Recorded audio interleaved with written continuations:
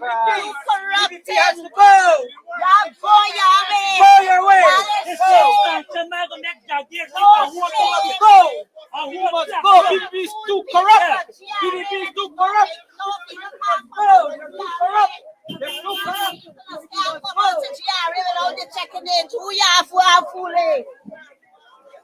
I pass to check the whole big black tank. I talking about the sanction man. Now he go talk about his son. Right and GRA. You hide your face with it. Yeah, so hide your face. You crooks, get over from here. You crooks. PPP must go. We don't want to go. You thieves, get out from here. Enough is enough. PPP must go. You crooks, get out from here. You crooks, get out from here. PPP must go.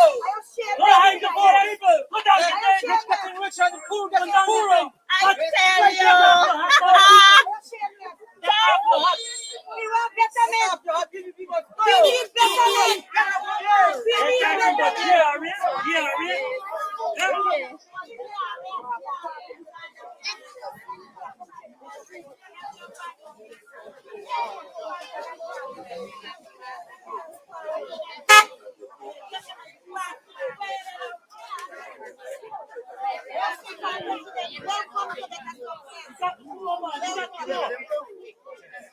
All right, good afternoon to everyone, and a hearty welcome to this great initiative this afternoon.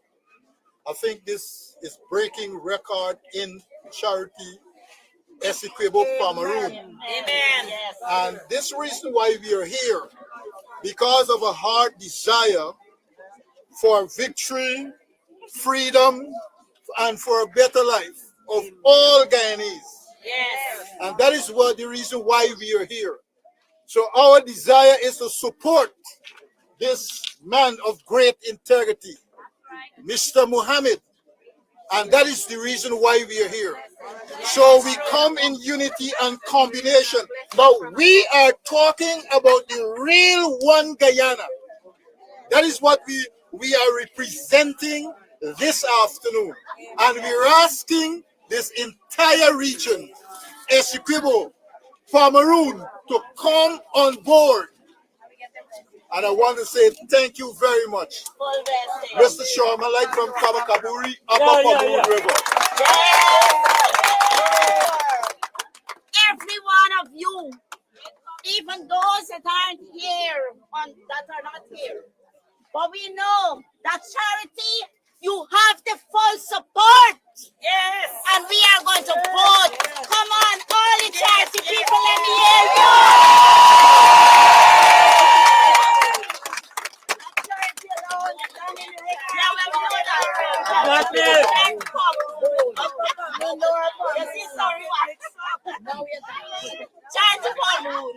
Yeah, good afternoon, residents of Charity. Yes. I'm honored to be here this afternoon. I can feel the genuine love, the support, the warm welcome. I want you to know that, as you can see, I always travel throughout this country, regardless of race, ethnicity, or political beliefs. I don't discriminate. I always look out for each and every person, from the youngest to the oldest. Just the other day, the oldest citizen passed away in Mashabu. It's so sad to know, before she passed away, the condition she used to live in. She's from right here in Region 2. That's an example of how citizens are being treated in this country. The oldest citizen in this country from Region 2. And if you see the living condition she was living in, deplorable, inhumane. So I'm happy, yes, I'm happy to be here.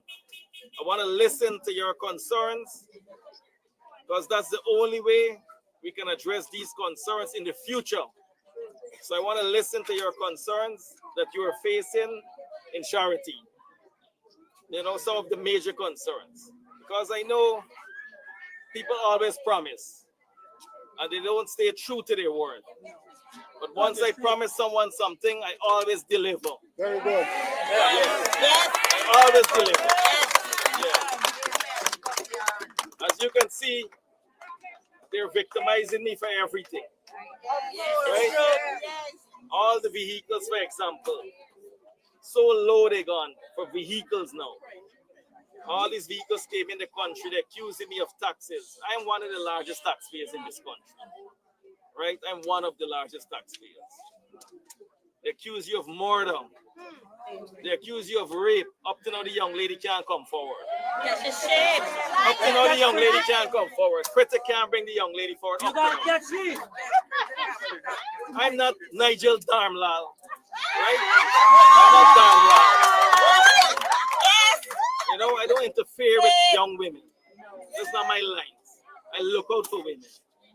I empower women. You understand? Just recently, yesterday, I handed over 2 vehicles to 2 women in Borbees. Yeah, just yesterday. So I'm always here to support my fellow citizens. So I don't want to take up too much of your time. Today is all about the meet and greet. When the right time comes for me to discuss politics, we'll discuss politics. And I want that's it for Central. Yes. Will you allow me? Yes. Good.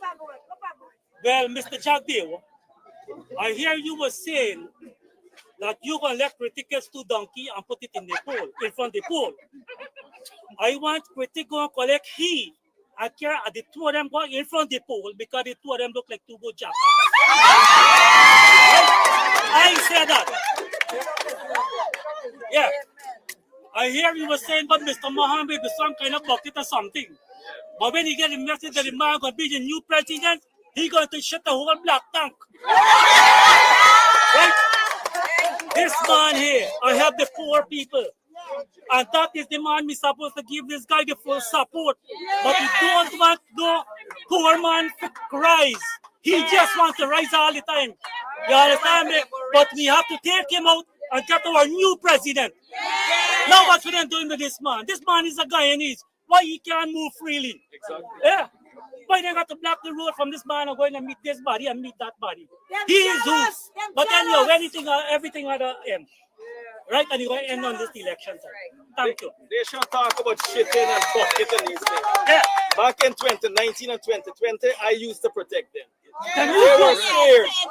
you vehicle. They were so scared. Yes, them use you vehicle with trouble. Me and around. my men used to protect Yeah, these and guys. this man they get no shame. If they For want their to drive and social go to the media. East Coast, you gotta get men to follow them. You understand me? But then you, I got a lot of things to talk, you know. When the right time comes, Yeah. I'm gonna address a lot of things. we got no time for this When the right election, time right? comes, Here, we're gonna address a lot of things. we got no time for this election. Why you should tell Ali, they bring in 2 shipload of lime macal. Because when you get the shout, they are going to soak you with lime macal. So you are getting enough lime macal. You understand me? Yeah. And next thing, one ambulance was parked in the yard, became a yard attack too. But a good attack.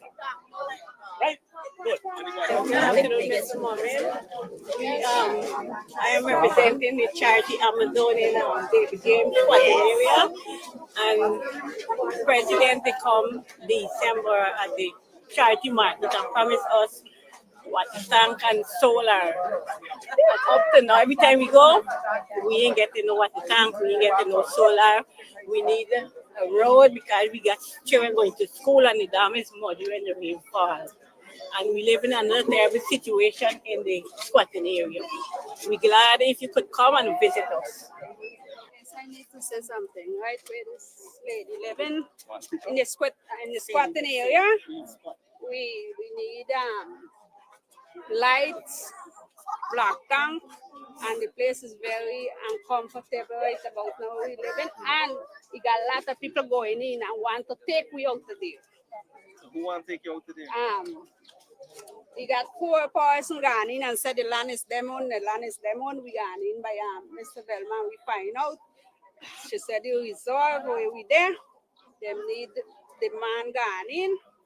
And he tell me about 3 days ago and he want to go and take we out. He gone in with police and we ain't got nowhere to go. We ain't got nowhere to go and we have a proper house. We just make up a little thing because So how much horses they want to move from of the land. Well, then once we move, all of us must move out from there. Rajiv ran in there with police the other day and ran and want to take me out and tell me that he said we got to move out from there, but where we going to go if we go in and So who's the person? Who? Rajiv. Where we going to go? We really got nowhere to go.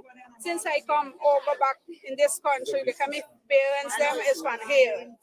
And since I come back from Venezuela here, sir, I never get help from no one. I just left a house to house work. Plus the house where we live in, we collect some wood from the sawmill. We don't have money for pay for good wood. We just beg them for wood and so we build we house. That is true what Auntie is my neighbor. And them time for we to take me out with 2 police. And I tell them till the government come and tell me where and give me a piece of land for build me house.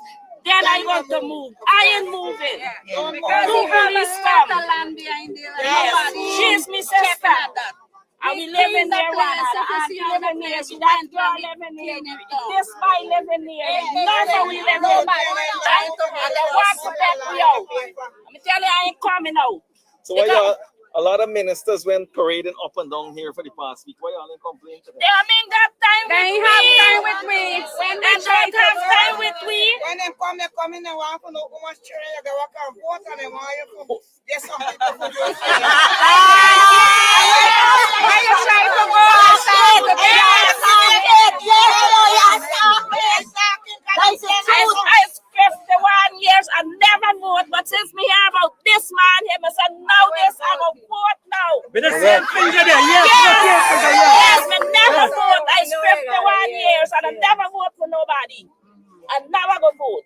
Yes. Yeah, this is the man we Yes, got. when we go to the meeting, they ain't got time with poor people. They ain't got time with poor people. Them just, if you try to contact them, then pick up their phone, put it to their ears, and go ahead and make it and back and all those. And they ain't got time with people. Them are telling you, wait. Plus we going and we begging them for tank water, tank black tank. They tell we come today, come tomorrow, come the next time. Nobody don't have time with me. Yes, Mr. Mohamed. I am 55 years and I'm sick from 31 age in North and I need help. I just ask for public assistance and nobody even me. And I ask and they pushing me around.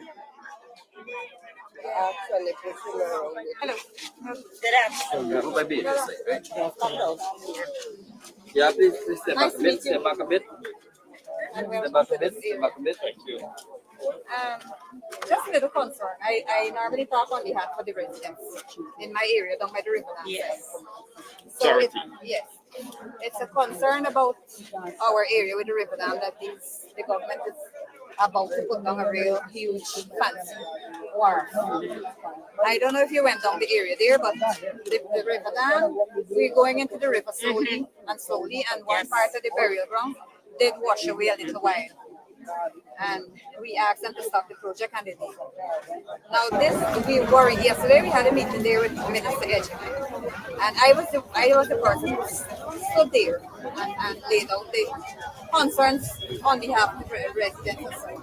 And lo and behold, I was the only person whose picture was there because I was the one who did talk positive about what's happening. But because we live there and we see the danger that might happen, we don't hope it would, but I was trying to ask them what they would, what kind of security they would have for us, people living there, if a disaster really should happen with the river, because as it is, it very well looks like a disaster is coming.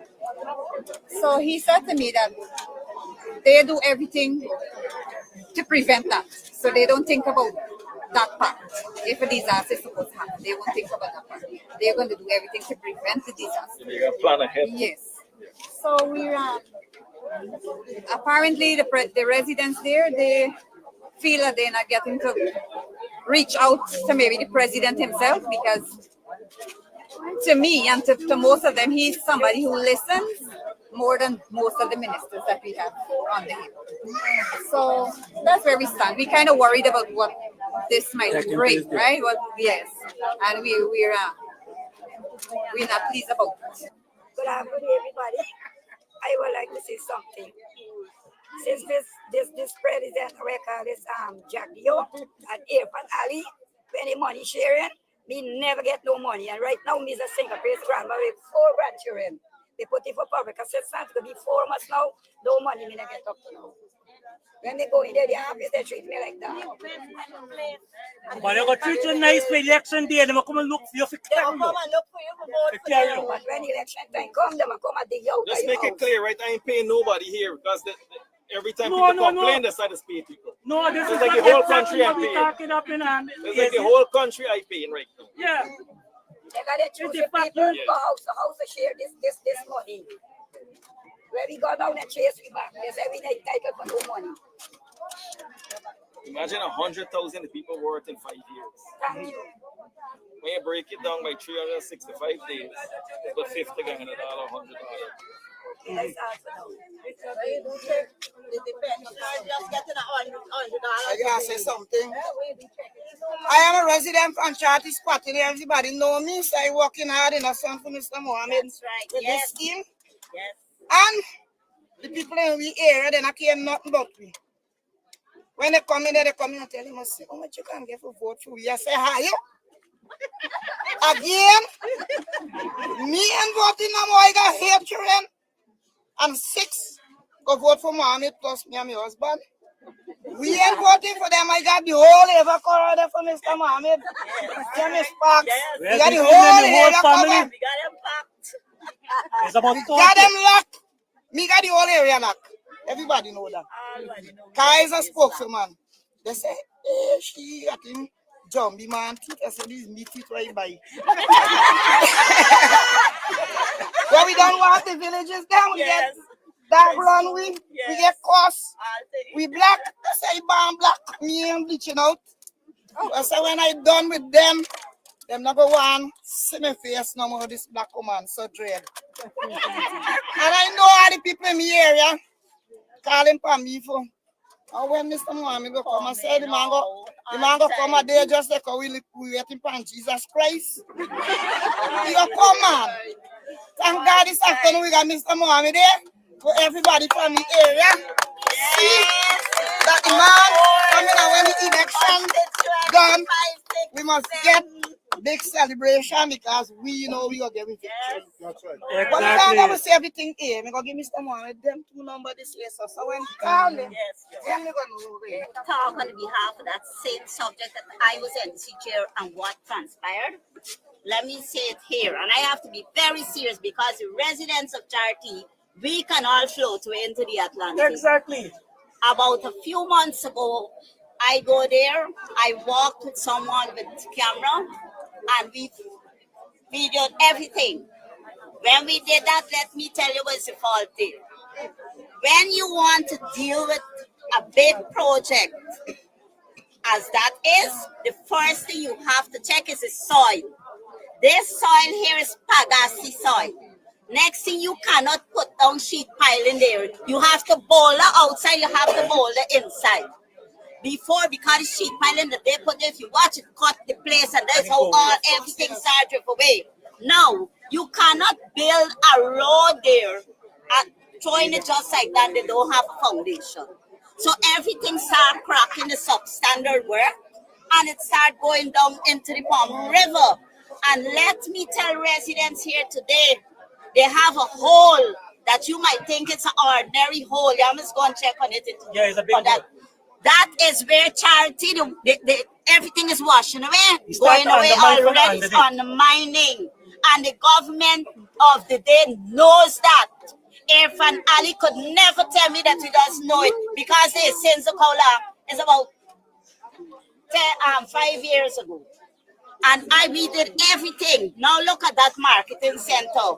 Anytime they touch that thing there, Charity gone. Charity gone, because that market that you see they built there, the wharf is tied to that market. So if anything happened, the wharf is pulling, and we know they up the river, that it have a circle. Everybody here who knows that, and the circle is strong, and the water, it will keep washing away going. So the A.P.N.U have no remedy, and that is why he's selling a fool to come down there for the residents who don't know to listen. We need people who know. And we don't want people to come and charity visiting to fool our residents here. Again. Over and over again, they're coming and just people complaining and nothing doing. You got to do for the people. No, these people, them like bad cow. Yes. So why can go home? Why I said these people like a bad cow? You know when a bad cow left charity and got dark but they dance. They don't start dance right away. They go take a little rest and tune up. And the bad cow go there on the ground. And the man now, kitlang boom na kanak, but he see couple little children come, and he go jump in the bad cow and he go start dance and run the little children without music. So that is them again now with them. Yes, now I live Wakabo, and I live under the David James scheme, right? And I have many things to say, right? But I will just try to get to you, the new president. Congratulations to you, and you will be our new president at this election coming. And listen, in December, the president visit charity, and just like this, none of us had to speak to him, right? Not where my bare voices speak, we had microphone and everything, right?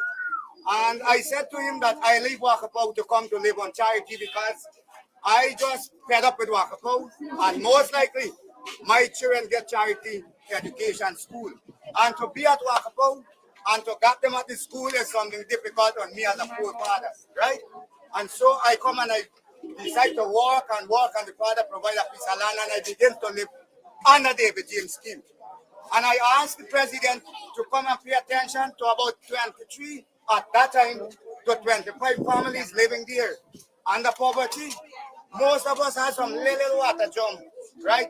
Behind the rainfall, it full, behind the storm strike, he empty. Mr. President, we need you to help me with this water supply here, right?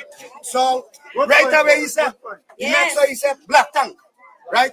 Or Jill know me said the tank will work with you. Because when the rainfall, you're more big, and we will know how to govern the water. All right, number two, the place where we live, everybody try to dig a little thing without no machine around it to dig it. Behind the rainfall, everybody flood out. Your little crop, your little garden where you plant it there out. I asked to get it drained. Number three, I asked for the electricity because we don't have lights there. We live in darkness. We have our little solar bulb and jumping lamp and whatever. So I asked to get some solar. How long now? Well, actually, this is 3 years already and something with that with me little. I think I got you. You understand? The 24th of September will make 4 years. Right? Good. So the man said we will get it in 2 weeks. January, February, 2 weeks in December, within March. And plus than all, there isn't to this part. Me is the poorest man on charity, you know, because me last come on the charity. Right? And watch this. Me glad bad when I say 100,000 will give out to everybody. Straight up, you know. Watch me right there, right there. And me not get none 100,000 when me gonna say me check my print. And until now, me not get it. And me want the money, but real great. Right? Yeah, straight up, you know. It's not like a joke, but it's serious. No, tell me who fall now. Tell me who fall. You giving, right? For how me not get? And then you want me come and put this X now, you know. Right? They say you drink with the cup, but now with the cup you're drinking with your hand and mouth. But whatever in the cup, if you not got nothing there. And let me tell you one time me vote for the cup. Because me father is a coolie man, or me mother is a Carib, and me well mixed up. And let me get to you, Mr. New President, who will come on now. Let me tell you something. When you turn the president, please pay attention to we the Amerindian people. Because we is the poorest tribe. And if you don't pay attention to us, Venezuela want war, we know. Watch me going to come out here. Watch me here now. Real thing I tell you now. Right? The man that they called Bonham, he dead and gone, but he left some correct thing that me could speak about too. Right? Number one, he said that you is a man and me is a man, and me must believe in myself as a man, creating for myself. Yes. When me grew up in school, me learned that Guyana got the biggest basin or the largest basin of oil. That is in the book that called the Book of the Arawak. Go in all the bookstore, you'll never find that book to buy. And I was taught in my primary time of that book. That book describes our Guyana, one Guyana, 9 tribes and who and every single thing, right? Listen to me. Pancharity here, the lowest business will go is 50-50 or 60-40 or 70-30, 80-20 to 100. You've grown 90 to 100, 98. And you taking 2 and give you 98. You tell me that what kind of business. People pancharity here, you know. Tell me what business you're doing.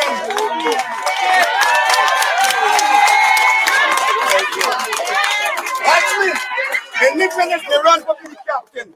But me mother said, no, I don't want you to be the captain, my son. Because they're going to kill your passport. Because this, what they hear is not what you're seeing. It's more big. And listen to me, when you become the president, spend me money for developing me. Let's tell me, if we do business, the profit of the business going to build me and we will not work no more. We not even able to spend the profit when you work business in the right way. Me don't know what to ask you about. Me tell you healthy point. Next thing, when you get into the position of the president, secretly get some good Guyanese who intelligent to become a scientist, so that we could have our own scientists creating our own things. And now Venezuela, why are we? 4,000 against 150,000. Hard tax if they lose 150,000 by your 4,000. What go up, Mr. President A.P.N.U? And he just was Trump he put on something. You know? What about the lose one another big mistake one really comes on now? When you got to depend we, when you get into there, make sure we is the third world country. Like we got all the latest stuff. So when you talk about fight tax, you shut your mouth. If you was on it, and me had it, you get done with the land, don't talk to me. Don't talk to me funny. I mean, I play, you understand me? So I'm telling you one thing, when you go sit down on the throne there, little man with a big heart with clean intention. And I always believe in the creator. We will now have a message from Ms. Sarah Brown. Round of applause, please. Thank you very much, Comrade Todd. All protocols observed.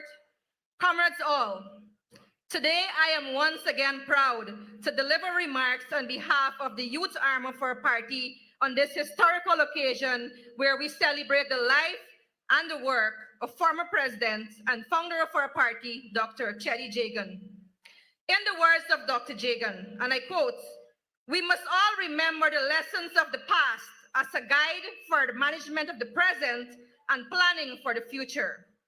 And today, I wish to touch a little on how far the party of Dr. Jagan has come from a past smeared by poverty, crime, rigged elections, and continuous economic decline, to present where we are on a path of continuous development in all sectors. The Progressive Youth Organization remains very proud of the achievements of our President, Comrade A.F.C, and our General Secretary, Dr. Babu Jaan, particularly as it relates to the opportunities available for young people in our country. And when I speak of opportunities for youth, I speak of the hundreds of young people who are first-time homeowners under a robust housing program. I speak of thousands of young people employed under the part-time job program across Guyana, bringing in over $600 million, and that's monthly.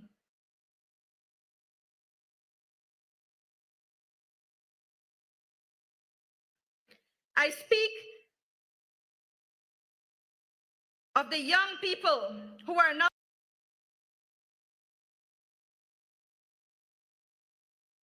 accessing free university education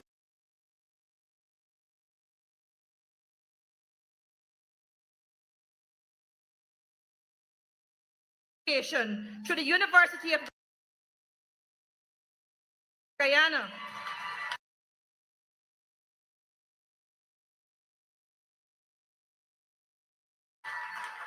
Or the Goal Online program.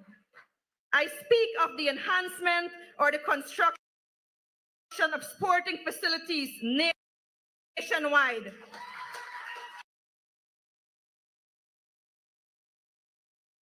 Supporting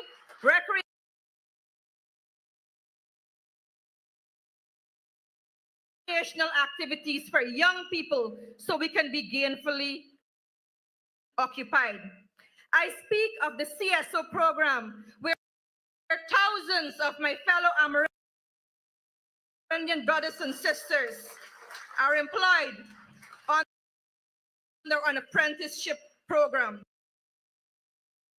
where the sky is the limit for young people in the hinterland who now have access to online training programs, since the government has ensured that every single village in the hinterland has free internet connectivity. The PYO acknowledges that the measures in this last budget puts many of us young people in a better position with the universal health care voucher, the support for newborn babies, the direct cash given to us, and the reduction in taxes that allows us to have a better life. But what is more important, my fellow young people, is that we must safeguard this development that could not have been possible if the A.P.N.U and A.F.C had succeeded in stealing our country through rigged elections only a few years ago. We must be wary of the same wolves that now come in sheep clothing, rebranded, but yet the same. We must safeguard our democracy. And as Dr. Jagan said, without democracy, there can be no economic development. And in closing, I want to say that this party is the only democratic party with a proven track record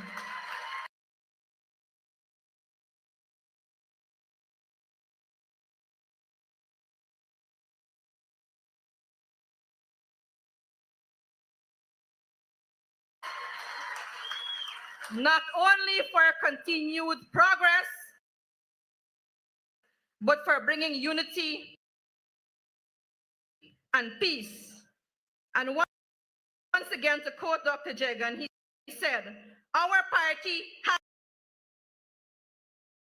has been and always will be a multiracial party.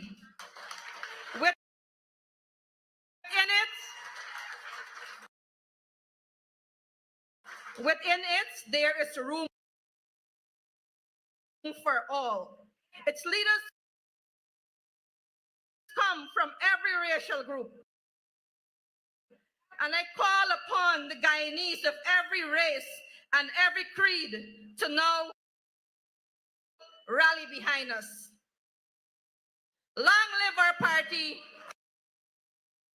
Long live the legacy of Dr. Jagan. Thank you.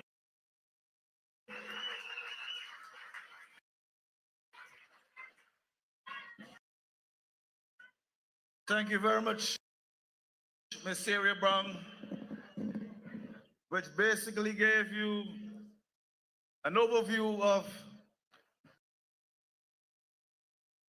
the continuity based on the legacy left by Dr. Cheddi Jagan. This is the People's Progressive Party, one that believes in the upliftment of the ordinary man.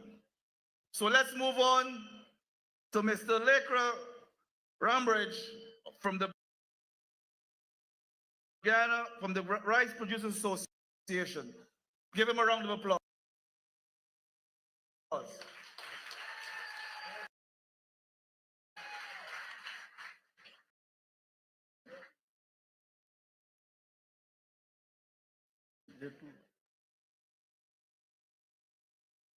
Thank you, Chairman.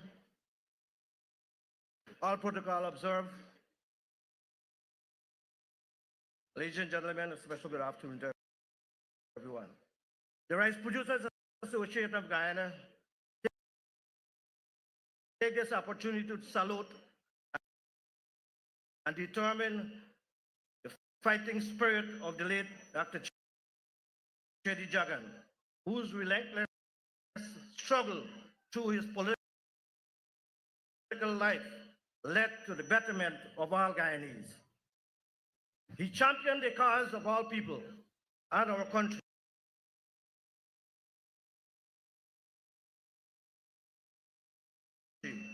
We the people are fortunate to have a leader like him.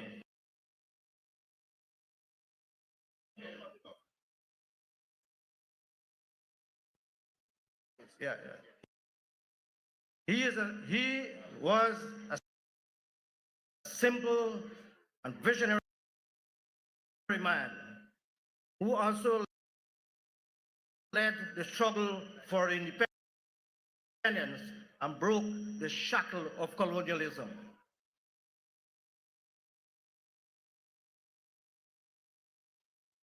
His distinct style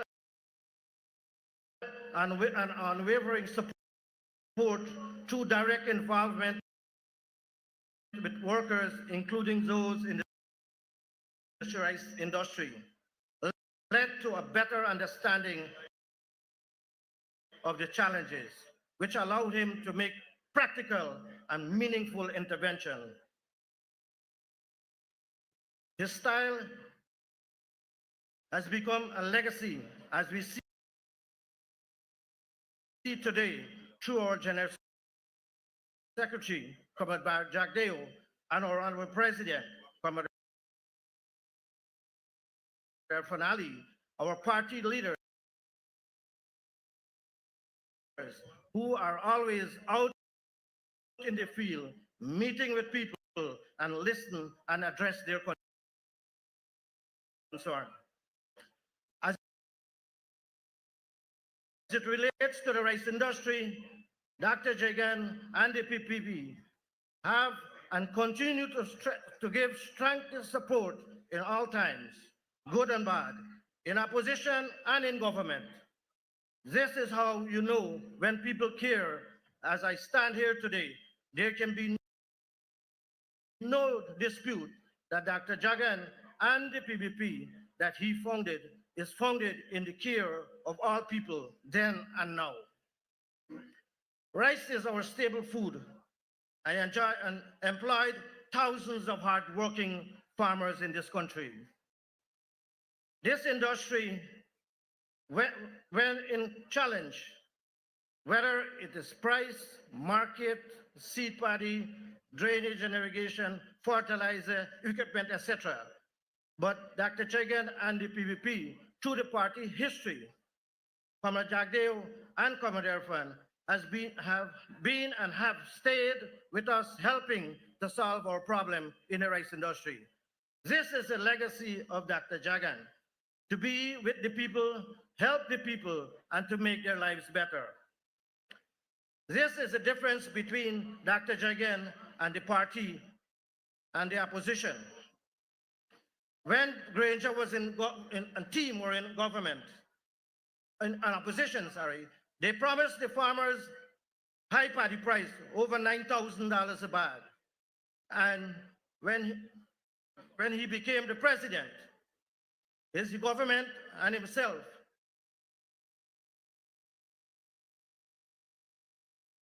said that rice is a private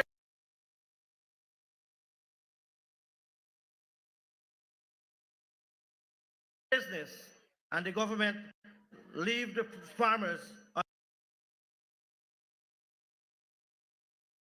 on their own struggle. What he didn't understand, Granger didn't understand his party, is that the industry, that when the rice industry is in trouble,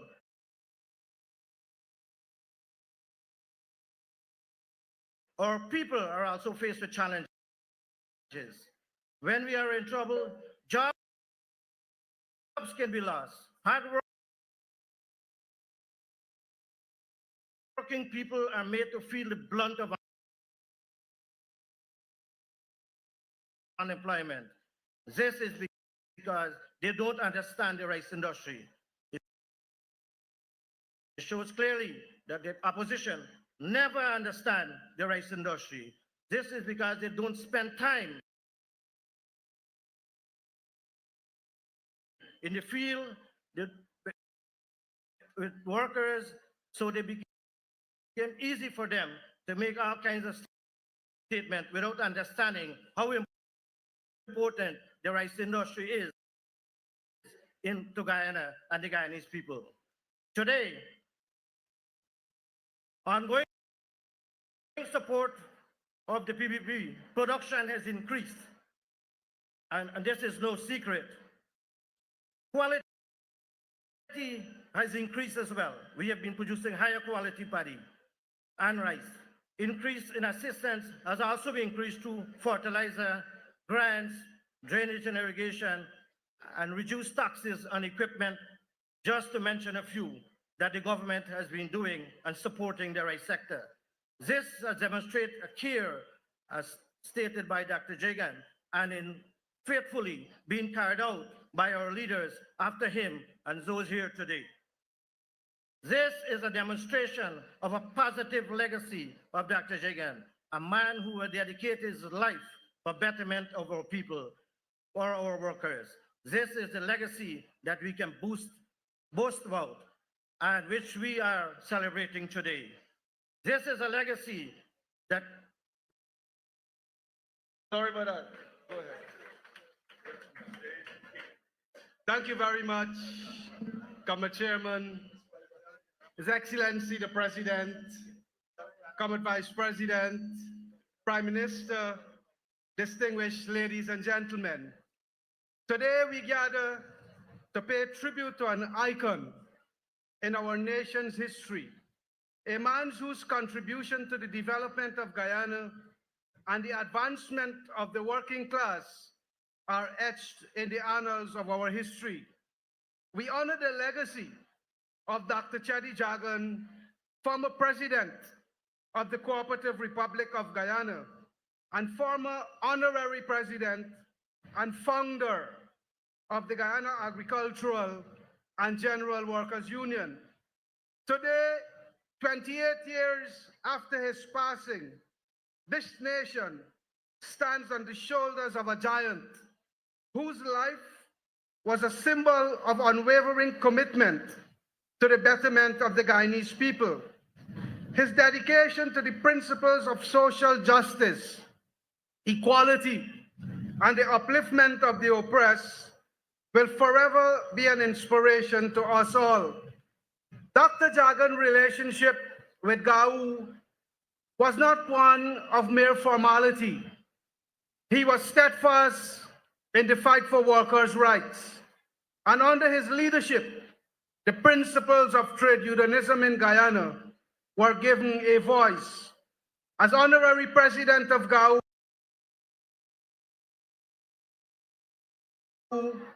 Dr. Jagan offered guidance, counsel, and most unwavering moral support in the face of many adversities.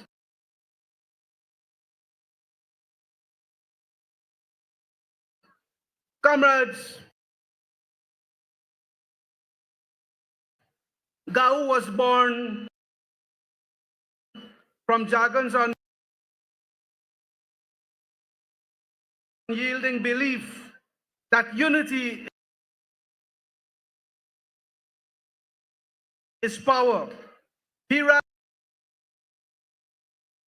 workers in this region to demand fair wages, safe conditions, and respect. Today we inherit that legacy.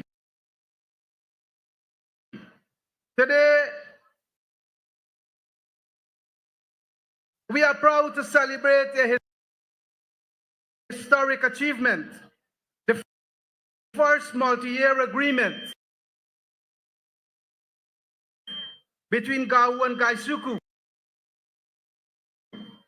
This agreement is not merely ink on paper. It is a firm commitment of stability for thousands of workers, guaranteeing job security, improved wages, and vital investments in the sugar industry, which remains the lifeblood of communities across Barbies and beyond. This agreement, comrades, could only have been possible under this government because, like Cheddi Jagan, our leaders care about the lives of the ordinary people. Dr. Jagan's legacy as the major influencer of modern labor movement in Guyana is indelible. His passion for the protection of workers' rights was evident in his tireless effort to improve the working conditions of our people. He fought for fair wages, the right to organize, and the right to a better health care, education, and a dignified life. He understood that the freedom of a nation is not solely political, but also economic. He believed that a truly independent nation could only emerge when its people, especially workers, were empowered to control their destinies. But Dr. Jagan was not merely just a political figure.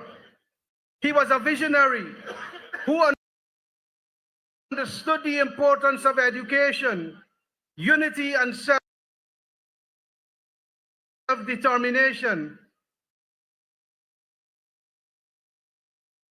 His steadfast commitment to these values shaped the trajectory of our nation and set a standard for future leaders to follow. Indeed, the current leaders of the PPPC, particularly our General Secretary, Dr. Babu Jaan, and His Excellency, Dr. Mohamed Irfan Ali, have remained true to the teachings and ideals set forth by Dr. Jagan. Dr. Jagan's contribution to our people has shaped the course of Guyana's history and continues to play a pivotal role in our collective journey towards progress and prosperity. Today, comrades, the PPP remains staunch in its unwavering vision to fight for the rights, dignity, and freedom of all the people of Guyana. As we observe the 75th anniversary of the PPP and celebrate the life of Dr. Jagan, we must remember the hardship he endured, including imprisonment by the colonial rulers. But through it all,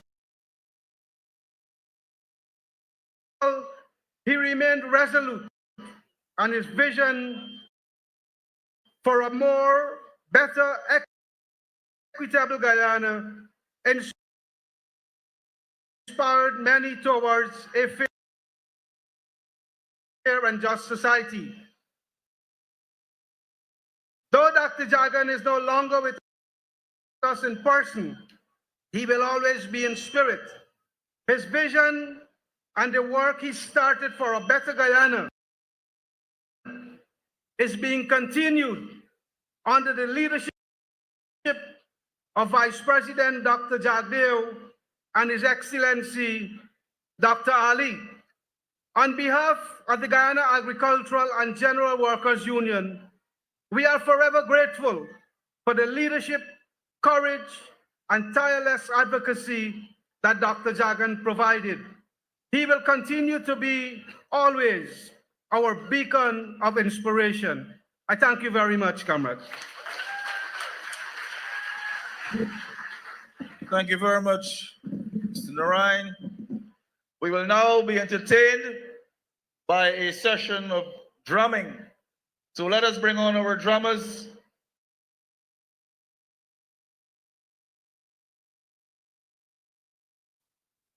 Please give them a round of applause. Thank you.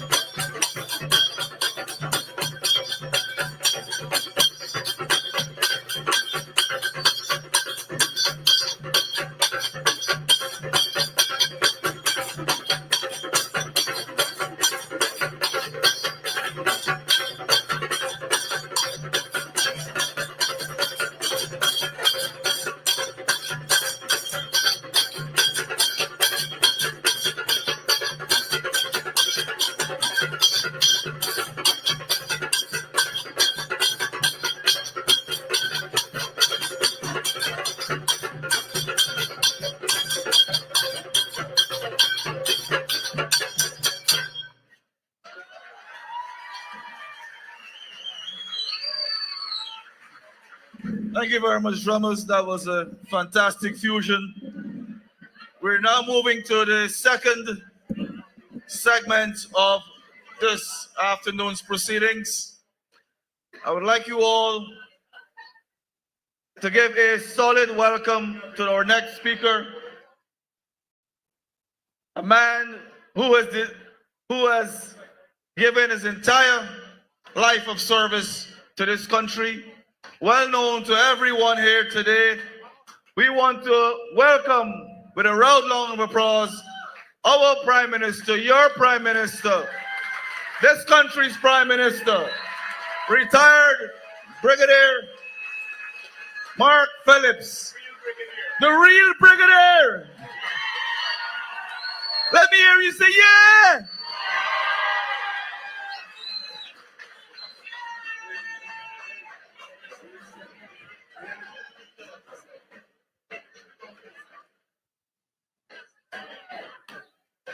Thank you, Mr. Chairman, Comrade Irfan, Comrade Barrett, Comrade Donald, all the comrades this afternoon. Good day. Today is an important day for all of us. Isn't that so? You know, we had a fusion of the drums. The drums tell a story of national unity. That is the story of the drums just now. Do you agree with me? And you know, when we sat on the stage, that's after moving around and reaching everybody, I marveled. I commented to His Excellency that we have a larger crowd today. Isn't that so? And you know, when we have gatherings like this, unlike the other side, the opposition, we don't want the cameras just to focus on the stage. The cameras must do a roving camera and show the entire nation and the entire world, the crowd that is assembled here today to pay homage to Dr. Cheddi Jagan, the legacy of Dr. Cheddi Jagan, who remains our guiding light as we manage the affairs of this country. Isn't that so? And you know, later in my speech I will talk again about it. But today, assembled, and indeed the camera must do their work, Guyanese from all walks of life, all races, all religion, all orientation are assembled here today. And that would have made Dr. Jagan proud. He would be happy had he been alive today to celebrate his 107th birthday, to see the assembly here today. Isn't that so, comrades? Say it loud, clap, let them hear. And you know why I want you to clap, let them hear? Because this is crucial times for us. This is an election year. And we have to remain focused. The only guidance I'm giving in my speech is that I have to say what I want to say, but stay within the time limit. So I will stay within the time limit. Comrades, we must leave here today understanding 7 important points from the legacy of our visionary leader, Dr. Cheddi Jagan. The first point, democracy and political freedom. Dr. Jagan was a firm believer in democracy and the rights of citizens to freely participate in the political process. Very important, because many of you, I know, are subjected to abuse by many of the leaders of the opposition because you choose to support the PPP. And you must tell them, you see what I'm wearing here? We have broken the bonds. We have broken the bonds that held people in bondage. We are free today. We are free in every aspect of the word of freedom today. And you have a right. You have the freedom to exercise your democratic right to support the PPPC. That is what Dr. Dr. Jagan stood for. Dr. Jagan also stood for many, many other things that you're enjoying today. The next one, education and empowerment. Some of the speakers talked about it before. Dr. Jagan was the one who set up the first national university here in Guyana in 1963. At a time when we had doubters who felt that we should have a university. That university is still standing, and many of our leaders, including myself, are graduates of that university. These are the things we must remember. Universal secondary education was started by Dr. Jagan. And today, after a series of economic challenges, our government has returned us to universal education from nursery to university. So nursery, secondary, and university education. Economic independence, the third aspect, and development. It was the long-standing belief of Dr. Jagan that Guyana's economy should be diversified, moving away from its reliance on a few sectors like sugar and bauxite. He advocated for the industrialization and the development of agriculture, such as rice and livestock, agro-processing, to promote national self-sufficiency. Dr. Jagan, with this diversification, our economic strategy is aimed at reducing dependence on natural resources and create local linkages and productive employment. Dr. Mohamed Ali, in his government, continue emphasizing the significance of this strategy in the face of global economic shocks and global policy changes.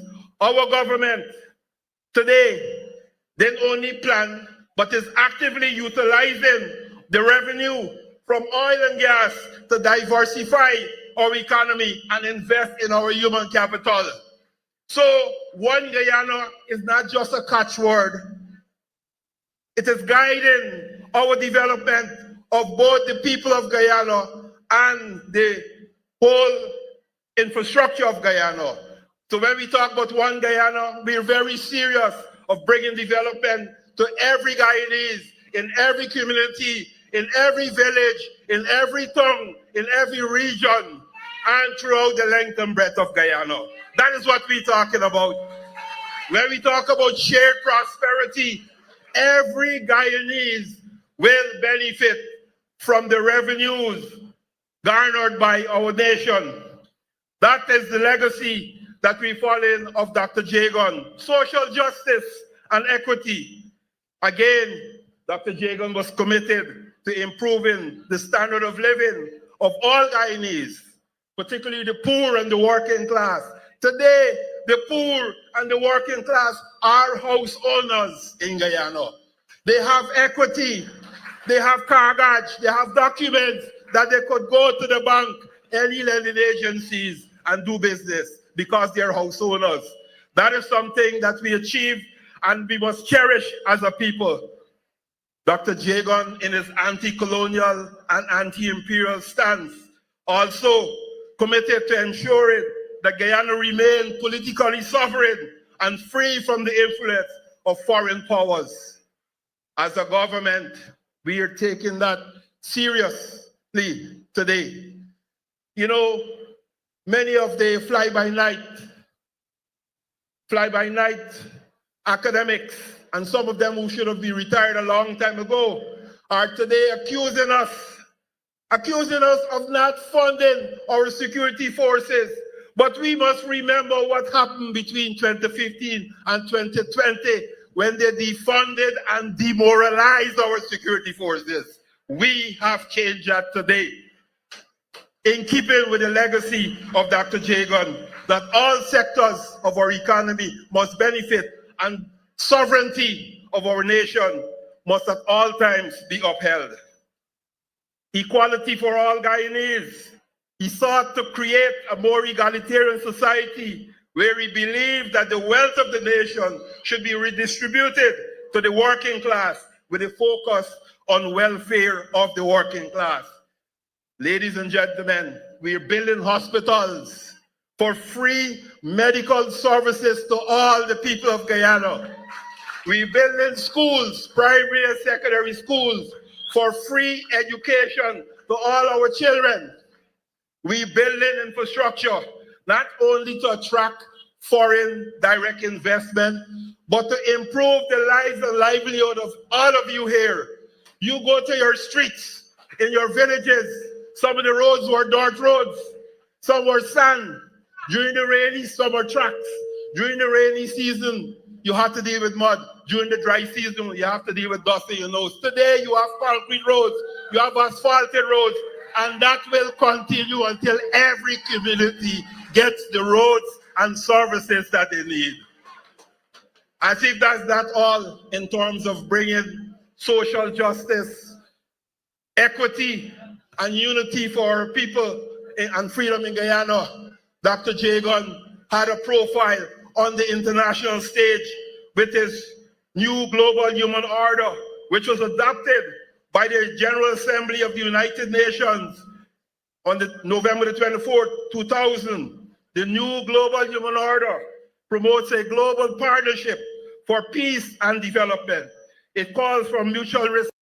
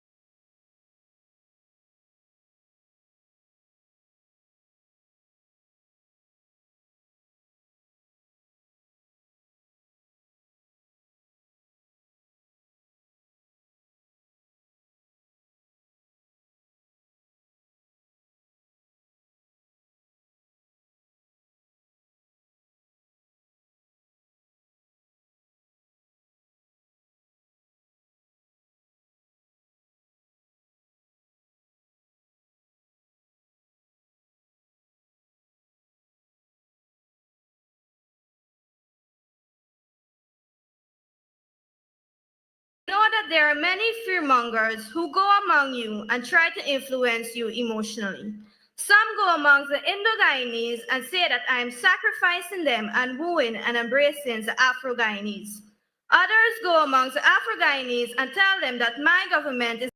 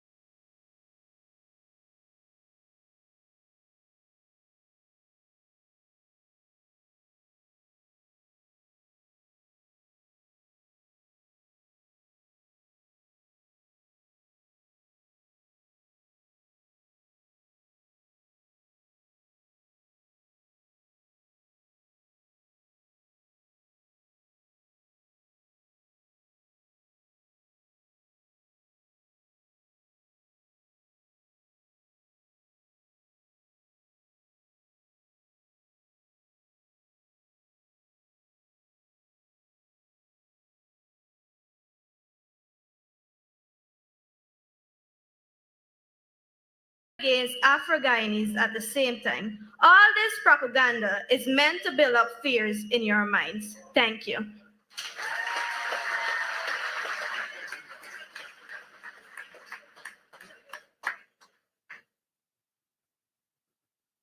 Good afternoon, comrades all. Greetings from the People's Progressive Party. My name is Kelly Dinanat, and I am a student of Tagore High School. My job is to read an excerpt from the West on Trial, and I quote, "Those who see only race, ethnicity in politics in Guyana as others who see tribalism and religion in other countries are not viewing reality comprehensively, objectively, and scientifically. In Guyana, because of the strong foreign monopoly domination by the sugar plantocracy, the class struggle was more intense. And although the two major racial ethnic groups are culturally different, they are not unique class and class different as formerly the case in the colonial period in East Africa.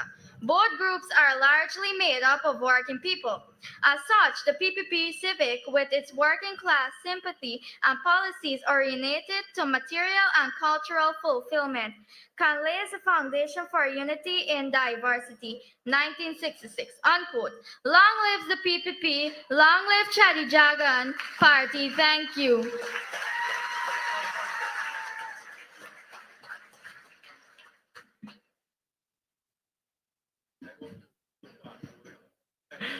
Good afternoon. His Excellency Dr. Mohamed Irfan Ali, President of Guyana. His Excellency Bara Jagdeo, Vice President of Guyana. Honorable Brigadier, currently retired Mark Phillips, Prime Minister of Guyana. Esteemed Ministers of the Cabinet, Honorable Ministers of the National Assembly, and citizens of the general public. My name is Nathan Leka, and I'm from the prestigious school of J.C. Chandy Singh Secondary. According to the late Dr. Cheddi Jagan, I quote, "We see development as people-centered. When some speak of development, we see only foreign capital and private investment. We also see capital and human resources. When we talk of development, we mean development with a human face. For some people, humans come first. They are the center of everything, and education is important for their all-round holistic development. By people, we mean all the people of this country across the barriers of race, ethnicity, religion, gender, and political affiliation, whether they live in the hinterland or on the coastals, whether they are able-bodied or handicapped, rich or poor." Quoted on March 14, 1993. Thank you.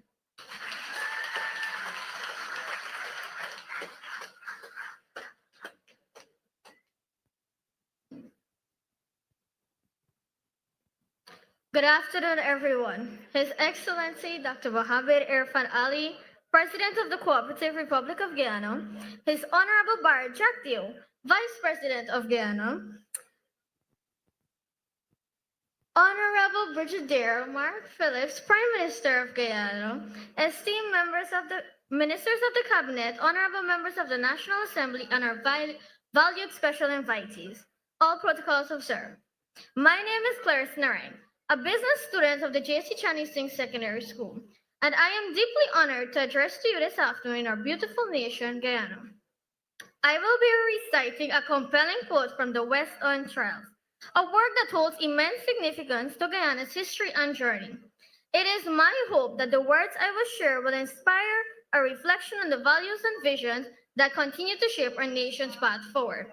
And I quote, "Those who say that we are irrelevant, that we are finished, should be reminded the same tune was sung after the dark days following the rape of our Constitution in 1953, and the breakaway by right and left opportunists in 1955 and in 1956.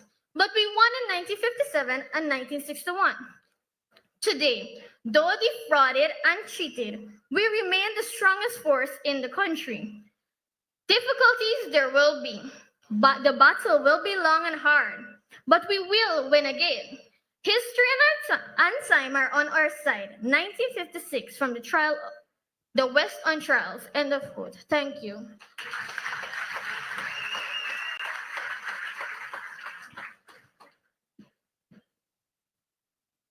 Thank you very much, dear students. We now come to very important agenda item here. I want you to all stand and help me welcome His Excellency Dr. Mohamed Irfan Ali. Thank you. Thank you very much, comrades.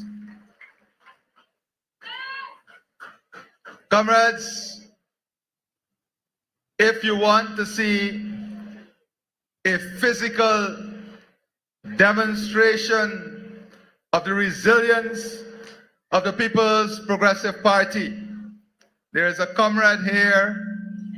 I just told the General Secretary a few weeks ago, she called me and she said, "Comrade, I'm on my way home." I said, "Which home?"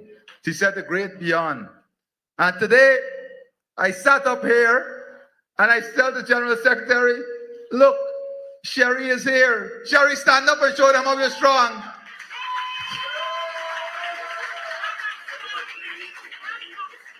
Back on track and strong again. Earlier, as I walked through this huge gathering of the family of the People's Progressive Party, a few persons touched me and they said, "We are back home." And a few touched me and said, "I am here now." To both groups, we say, "Welcome home. This is where you belong." And to those who have embraced us now for the first time, we say to them, "Welcome to the strongest family, the People's Progressive Party family." My friends, all of you here are testimony to one fact. You are not fair weather family members of the People's Progressive Party. You are there in the hard times, the good times, the challenging times, and you will always be there for the People's Progressive Party. There are some who love to call on the name of Dr. Jagan, and they do so selfishly because they believe by calling upon his name, it gives them a special entrance into the hearts of the fair and free-minded people of our country. But the true legends of the PPP are those who are on the ground working every day to ensure that this party remains strong, to ensure that the philosophy of this party remains strong.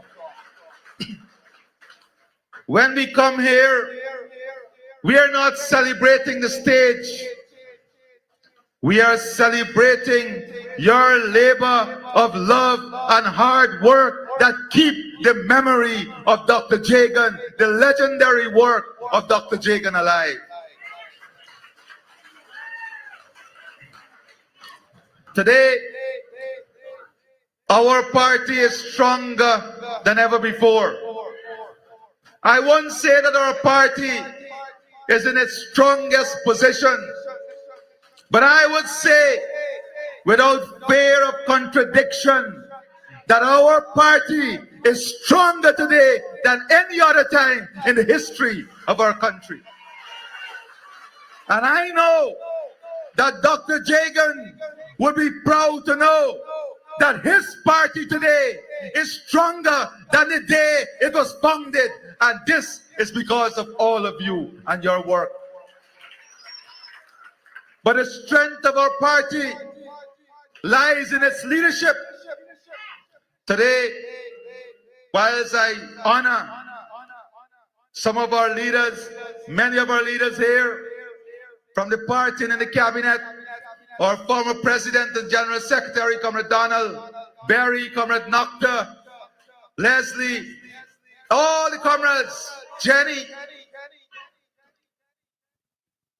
Today, all of us must be conscious and aware that we have a General Secretary today that has taken our party to higher heights. His leadership, his commitment, his strength of character, and his unshakable stand in protecting the integrity of the party must never be taken for granted. Today, one of the great blessings of this party is in the choices we have made in our prime ministers. The legendary Comrade Samuel Hines. Put your hands together for him because I know he's listening. Passing the baton when we contested with a legendary woman who has given all her life to this country, Elizabeth Harper, as our prime ministerial candidate. And now, retired Brigadier Mark Phillips.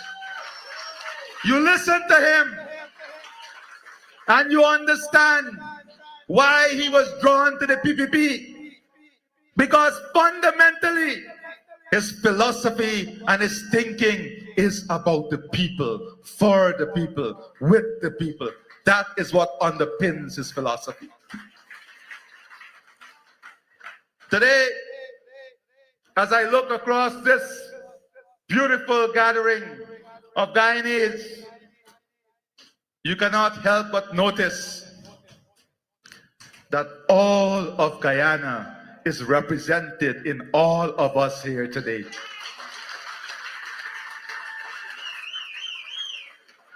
These images will send chills down their spine. But these young people reminded us every time the PPP is in government, or whether we're in opposition, there is a coalition of forces that try to misguide our people. Sometimes those forces are nourished from within and they grow and go on the outside. I saw a very funny social media post from one of them. Imagine who betrayed Dr. Jagan. Put up a social media post. This one is for you, Pa. I don't want to mention this guy's name. He's completely absent from society today. And then, as the young people told us, there will be those who will try to divide us by race. And when they fail, they will try to divide us by religion.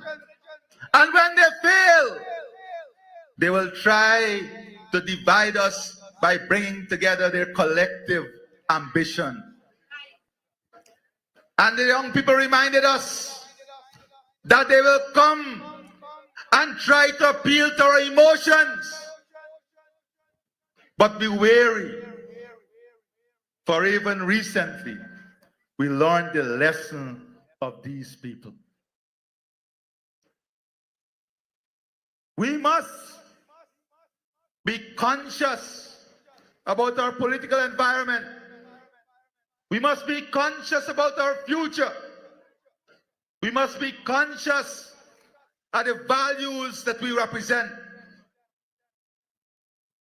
If one believes that they can make a contribution to the PPP, and by making such a contribution, the PPP must defend every wrongdoing or any wrongdoing, they are mistaken that is not the philosophy of the People's Progressive Party. That is why fundamentally, when you become a member of this movement, you are volunteering your labor of love to country and to party.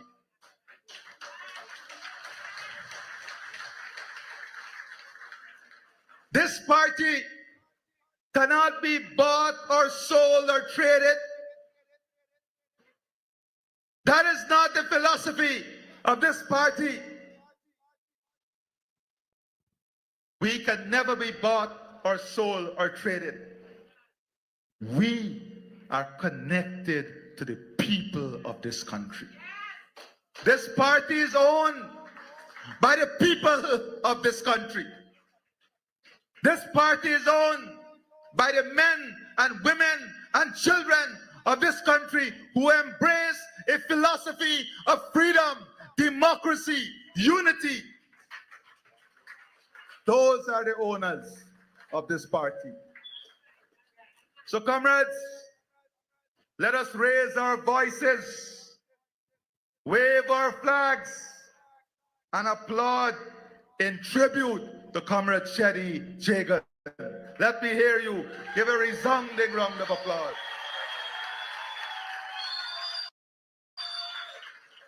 Dr. Jagan remains our source of inspiration. His greatest gift to us was not just his vision or his sacrifices, but the greatest gift was this mighty party that belongs to all of us. The People's Progressive Party. The party he entrusted to us. The party that has never wavered in its commitment to the people of our country. Cheddi's legacy is vast. His contributions, too many to count. But today, let me remind you of two profound lessons he left. First, he taught us the meaning of development. Not empty words or false promises, but tangible progress. For Cheddi, development was about people.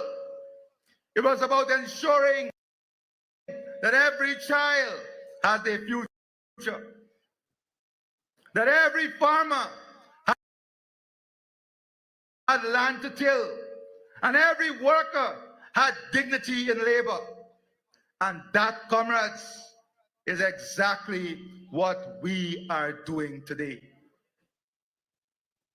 You know, I was saying to some young people when we campaigned and we said we wanted people to retire in dignity, I explained to them what we meant. And let me give you a simple example of what we meant. Today, a head teacher from a nursery school, retiring with a salary, let us say of $350,000 to $400,000, depending on what grade of school, would retire with a pension close to $200,000.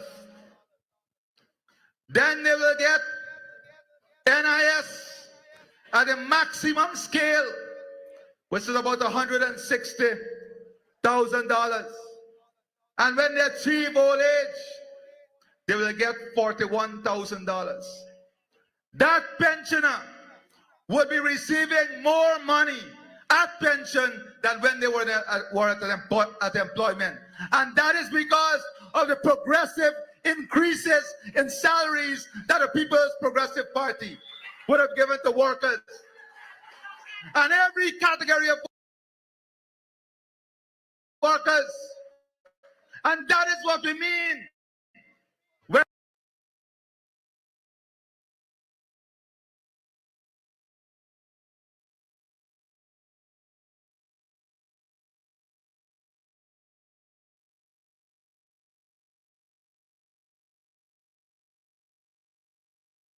we say you will retire in dignity for our men and women in uniform, we are working. We have also addressed their salary scale. Our nurses, our doctors, all of them will not only benefit now in the immediate time, but would also be in a better position upon retirement and thereby fulfilling our commitment of ensuring people retire in dignity. Comrades, today, I don't want to be too long.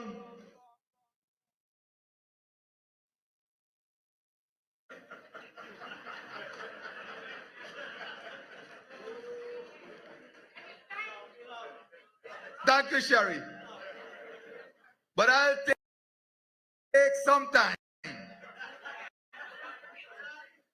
You know, I want to speak a bit about national development. But because we're in Region 6, I want to give some specific examples of Region 6. And when we go to every single region, as we do, I will tell the same story of every region in your region. Now, comrades, if you save in more money, or you have more money to put in your bank account, you're not better off?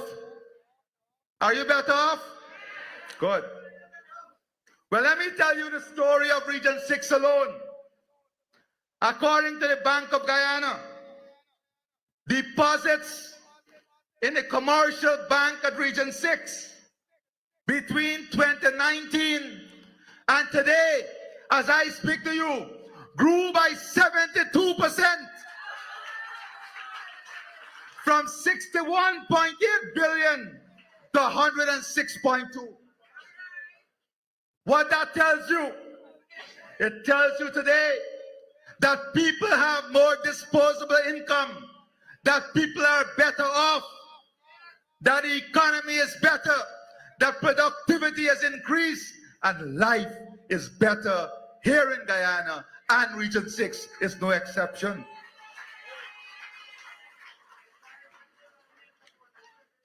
My friends, since returning to office, we have rehired here in Region 6 1,055 workers at Rose Hall. Across the country, we now employ 4,556 persons, Gaisuku, 45% more than 2019. From 2022 to 2025, under the Pathway program in this region alone, we have employed 4,000 new persons, most of whom are women, who never participated in the workforce. As a result of employing those 4,000 women, today, those 4,000 persons, today, an additional $5.8 billion was made available to those families and here in Region 6. These are the developments. These are the things that would enhance household prosperity, community prosperity. These are the things that are uplifting our people out of poverty. In agriculture, across the country, we have spent more than $220 billion. And I don't need to remind you about what the A.P.N.U, A.F.C did to agriculture, what they did to sugar, what they did to rice, what they did to public servants. You can be easily reminded. But comrades, since returning to office, more than $219 billion we have invested in agriculture. Here in Region 6 alone, we've invested almost $20 billion every year to secure the livelihood of our farmers, investing in drainage and irrigation, investing in opening up new lands so we can expand production. The investment in agriculture in this region is almost 5 times what the A.P.N.U, A.F.C invested in their 5 years of government. Isn't this commitment? We stand to lose all of this if we lose our political consciousness, if we lose our conscience, if we become trapped by the naysayers and the doom players, as fancy as they may come. Understand, whilst the PPP civic makes these results look easy, it's not easy. It comes from sleepless night, hard work every single day whilst we're in office.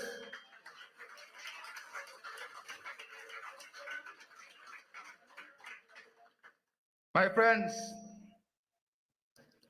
and because of the government investment in agriculture, confidence in financing agriculture project grew.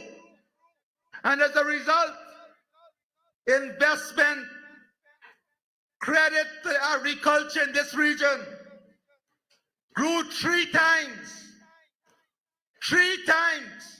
from less than $12 billion in 2019 to almost $30 billion. That is credit from the private sector, credit from the banks. My friends, I'm not going to remind you about the almost 1,500 farmers who benefited from more than 70,000 bags of fertilizer, or the hundreds of farmers who benefited from the seed paddy, or the almost 2,000 fisher folk who benefited from capital investment, or the 700 plus farmers who benefited from the flood relief in this region. I'm not going to tell you about them because we have thousands of examples of policies that would have directly benefited families. We are not seasonal in our approach to development. We are your constant. We are your everyday. We are your reliable partner. And we are your relentless fighter, the People's Progressive Party Civic. When the sugar estates were closed, who was on the front line? Which party was on the front line? Side by side with Gawu, marching. Don't forget that. Who was on the front line with the rice farmers when they tried to take away Red House in Georgetown that holds the memory and work of Dr. Jagan? Who was on the front line, led by our General Secretary? These things are easily to forget. But always remember, in the most difficult of times in this country, regardless of how harsh the environment was, it is the People's Progressive Party Civic that remain on the front line.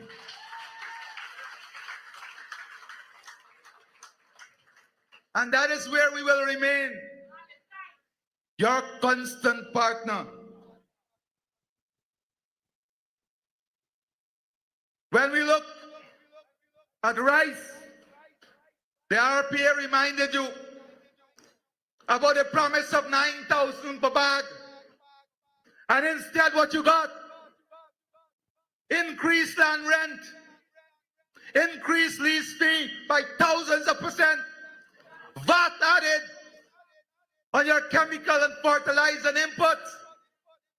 Cost of production went up by almost 63%. And some of those who parade about the place saying they're representing rice farmers, ask yourself, where were these people? They were happy because in their businesses, they were finding crafty ways of profiteering. Where were them? Today, we are back in office, and what did you see? Rice production is at its highest ever in the history of our country. Between $4,000 and $4,800 per bag. This crop, the international market collapsed. The prices. We didn't hide. What did we do? We stood by the farmers and we placed a subsidy that would ensure they get at least $4,000 per bag.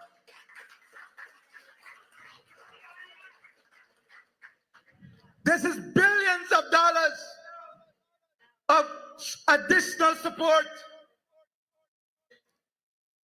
Additional support that does not only benefit the rice farmers and keep the rice industry alive, but it benefits the vendors in the market. It benefits the children of the rice farmers that go to school. Because we know when we were in opposition between 2015 and 2019, 2020, we went to many communities here and across the country, whether it's in bauxite, rice, or sugar. And what did we hear? We are taking our children out of school because we can't afford to keep them in school. We don't have money to buy sneakers for our children. No textbooks in the school. No exercise books in the school. No book bag. That is not long ago. That is just 5 years ago. The BBC did a program on this. Today, lest you forget, it is this government that came back and right those wrongs.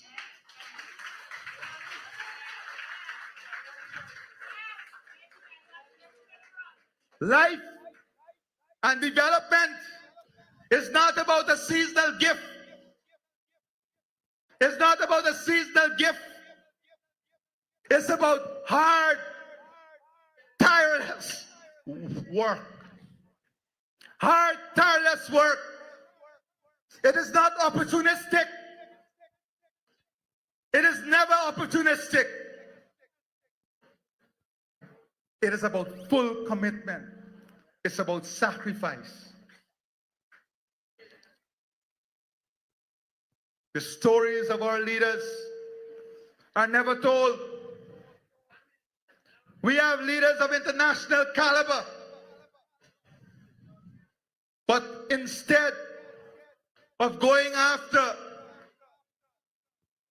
personal gains, they stay here even after their time of service.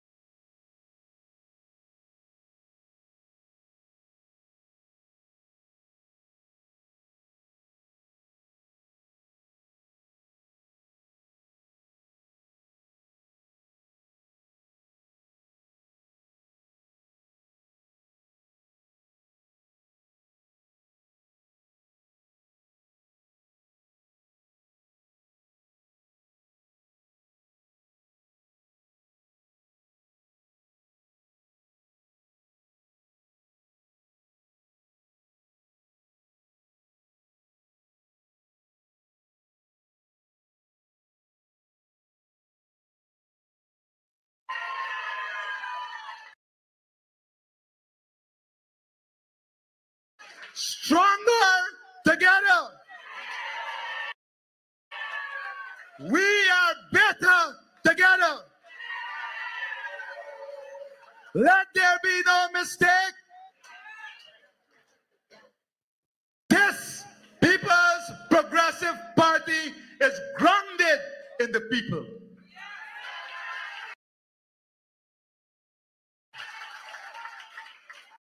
And you cannot uproot the people, because we will defend the people with our roots of love. Our roots of love, our roots of development, our roots firmly grounded in service to the people. On that note, I want to now introduce our General Secretary.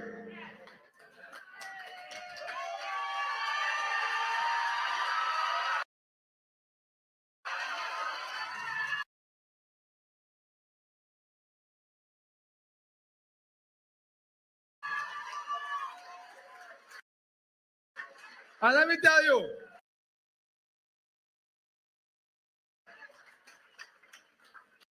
I don't know if you got a Thursday press conference, or what are you going to do today? But I can guarantee you, whatever he does on any given day is always in the interest of the people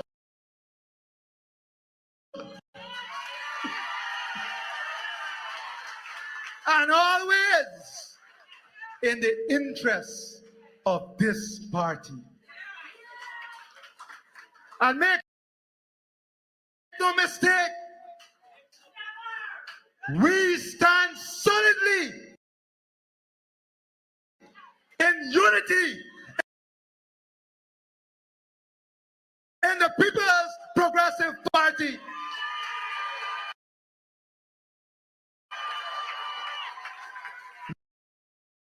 No sword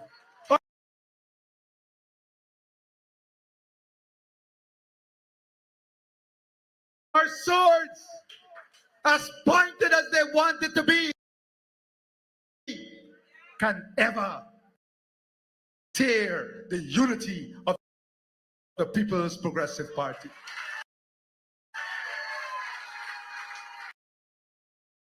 So with that, General Secretary, take the ring.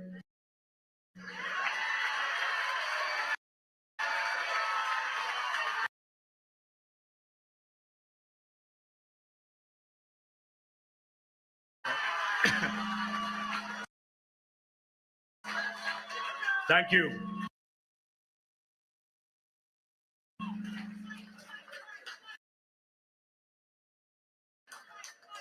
Thank you very much.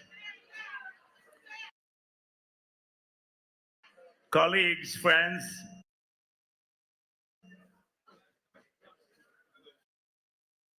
the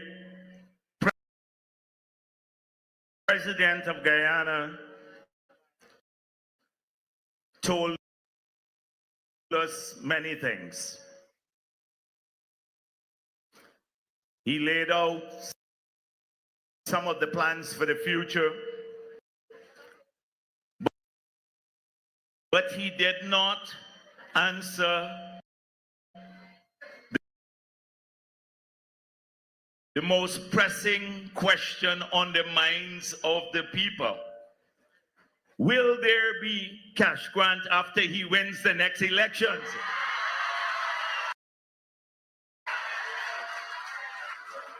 And the answer is yes. You did not deal with that.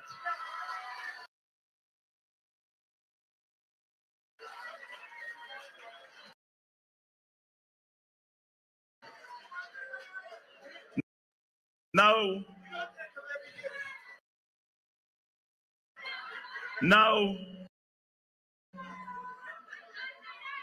the president created the impression that I was keeping him with a rigid timeline.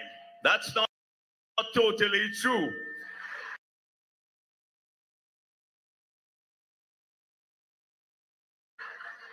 But we wanted you to go back home early. I think the point has been made already that the PPP is strong, it's united, and it will win the next elections.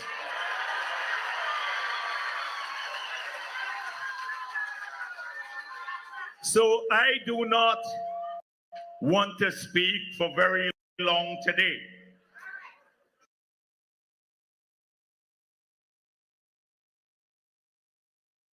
I hope that many of you listen to the party's press conference on Thursdays at 2 o'clock, because that's where every single week we lay out our plans for the future, and we take on the criticism, the unfair criticism that have been hurled our way. And so today, I just want to say that this is a pivotal year for the future of the country.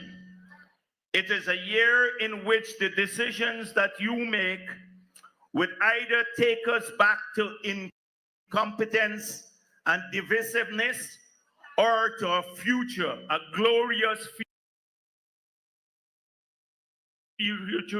future of prosperity, unity, and progress. And that's why politics are not won, elections are not won by single speeches.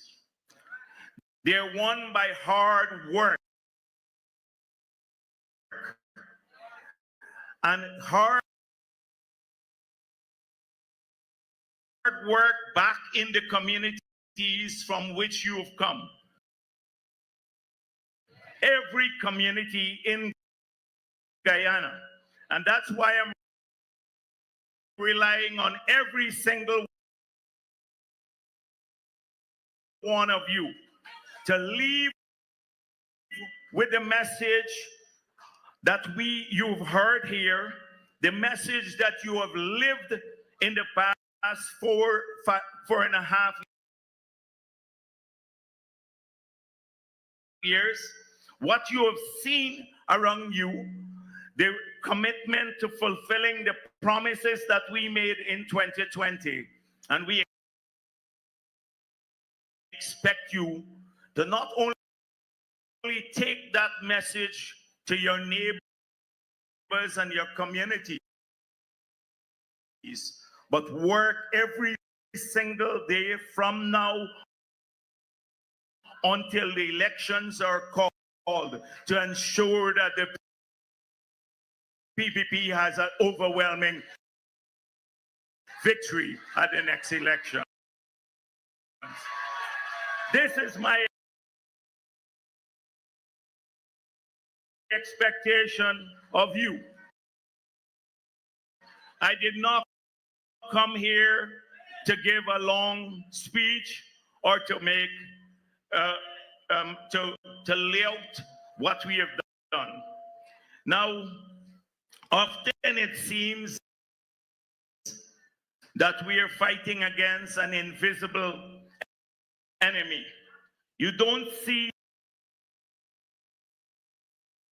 the opposition as prevalent as they were before. But do not be deluded. If you grow arrogant, and if you don't put in the hard work, we can have surprises. They are invisible. They're not doing much, but quietly, they continue to spread the racist messages that they have grown accustomed to using in campaigning. First of all, they're talking to quietly in the communities, saying the PPP is a racist party, and then they're trying to get to shame Afro-Guyanese who have consciously seen this party as the only party of the future. They're trying to shame them by calling them names to keep them away from us, because they know once we grow stronger in the Afro-Guyanese communities in this country, the PPP becomes even more invincible than we are today. So we have to be cautious about this. We have to ensure that this quiet campaigning doesn't work by exposing them to what they're doing. They call Afro-Guyanese the vilest names. Now, they didn't spare Roger Luncheon or Shirley Edwards or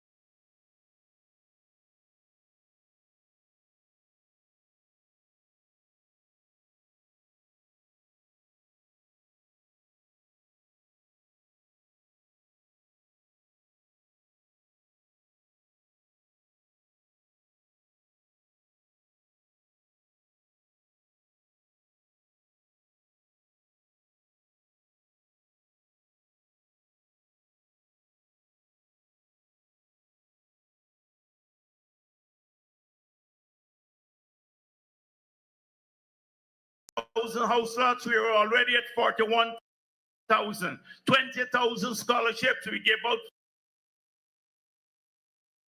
50,000 scholarships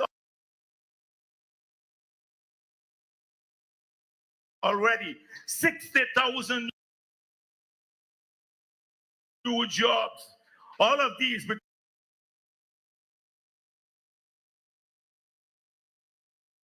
because people are losing jobs and growth. The joint services got back their bonus. We removed the 200 taxes that they had put on people. We put back money into the sugar industry.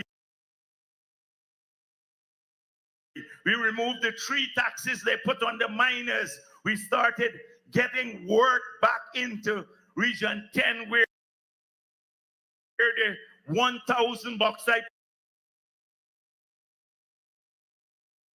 workers lost their jobs. You ask the farmers, the rice farmers. Now, just this crop, we have supported the paddy price. Every group of Guyanese, regardless of their race, have seen that the PPP stands by its word, that our word is our bond. And when we make these promises that President Ali spoke about in the next term,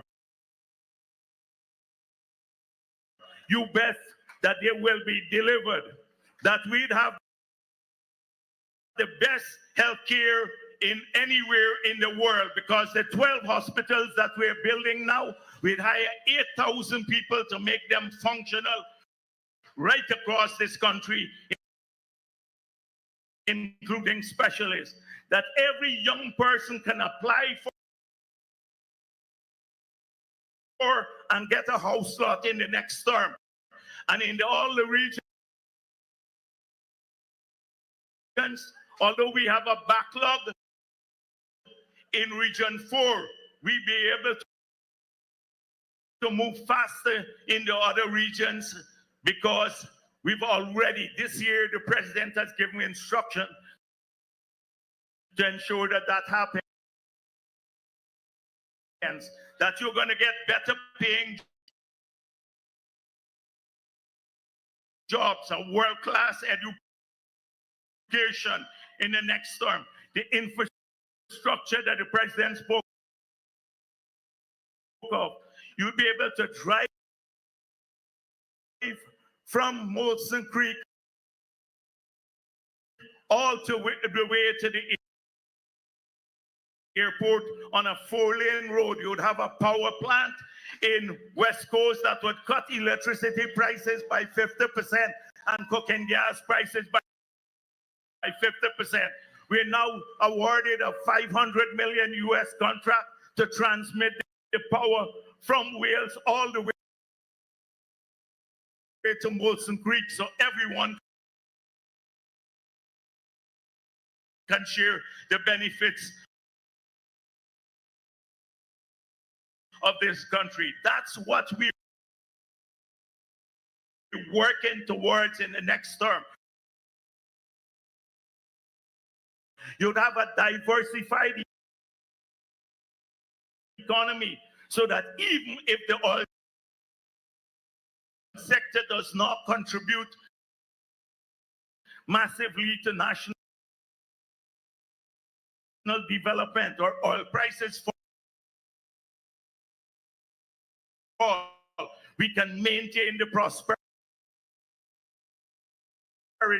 You will get your cash grants in the future too, as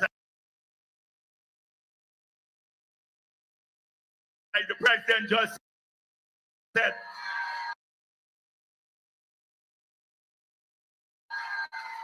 So I can go on. We've defined what has happened, but we've also said we want to define the financial products that you can invest in. So when you get your cash grant in the future, you can put it in an instrument, a financial instrument that the government will create that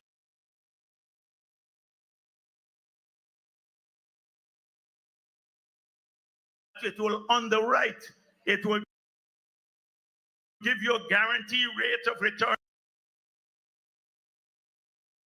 than the money if you place it in the bank. All of this will empower people, young people especially, to own things. More and more support for local contractors. We were practically completed almost all the community roads. We have to do the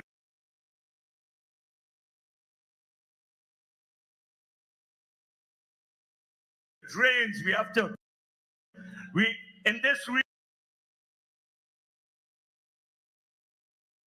region alone, there are 125 community grounds. We are fixing all of them. 22 of those grounds this year will have a lights in Georgetown. There 34. We are fixing all of them, and all of them would have lights. And this is a story of the whole country. So recreation for young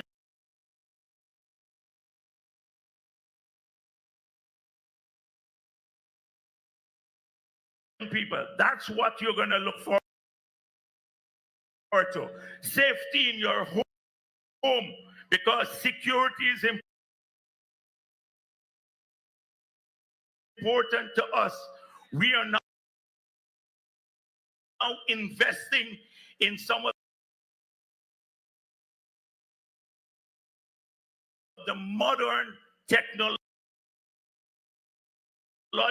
tools. When the president spoke of a digital society, it is not just to ensure that we can deliver better services to people, like the pensioners could have their pension paid directly into their account. You can sit in your home and open through an app a bank account that you, but also the cameras we're putting up, the intelligence that we're investing in would ensure that we know who is in our country. At any moment, we can track criminals, so you can live safely in your own home. Security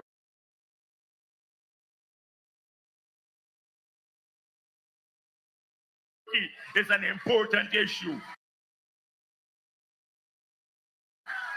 All of those have started. And just imagine, 4.5 years we've delivered that. We started all of these things, although there was no plan when we got into office. And we did it with COVID. We had to take care of people in COVID. Just imagine the next term in office, how glorious that will be. How inclusive it will be.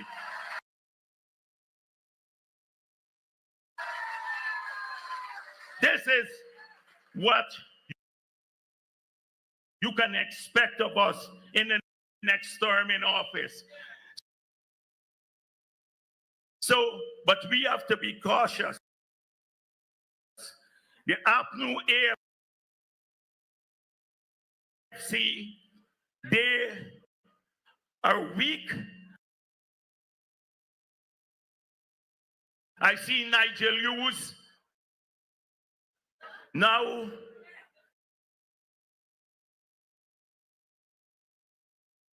selling a vehicle. The man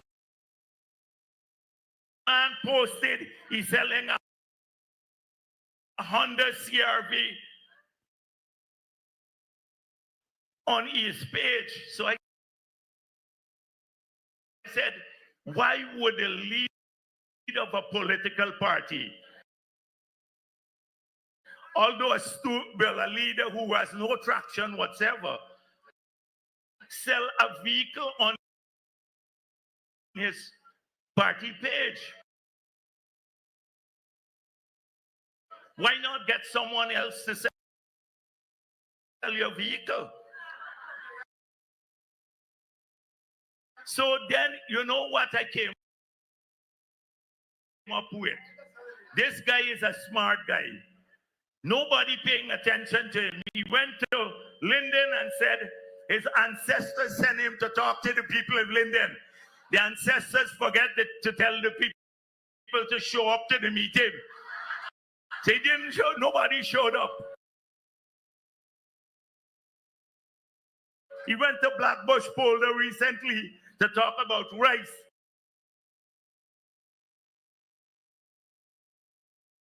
So the people, Ramjatan was here to him. The people could give Ramjatan a cussing. They said to him, why are you here now? You're wasting our time.